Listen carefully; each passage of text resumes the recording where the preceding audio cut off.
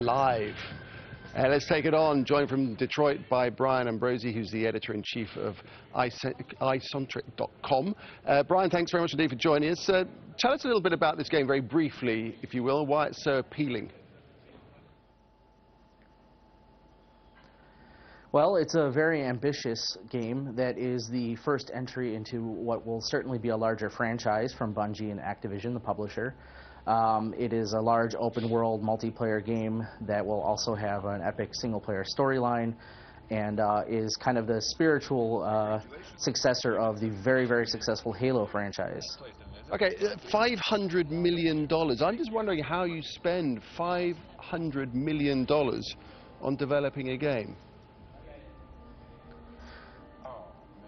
Well, it's important to note that the $500 million development budget isn't necessarily spent just on developing this one game.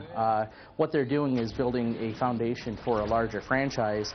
You know, when you're in a market that has mega AAA titles like the Call of Duty series and you know, those sorts of games, it's important that you have a long-term game plan for a series of games that will attract an audience as large as they hope for. So they're investing that money in developing tools and content development systems so that they can develop sequels in that franchise much more quickly you know, to continue the series. Right, and what we get for our money, as it were, is an incredibly sort of lifelike, realistic experience, is it? Is that the idea?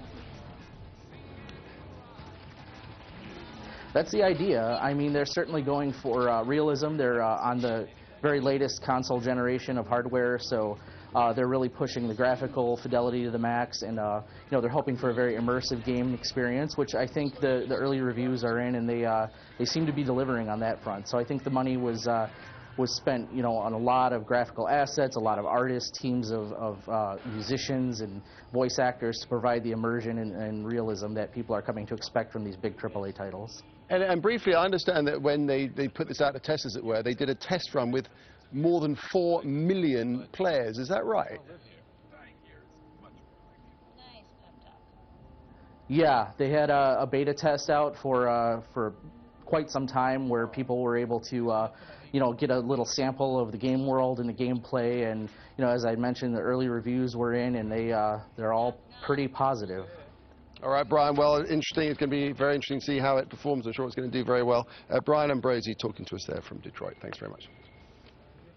All right, straight on to the sport. Here's Robin. Thank you very much. Marin Cilic is celebrating his first Grand Slam title after a dominant victory in the final of the US Open.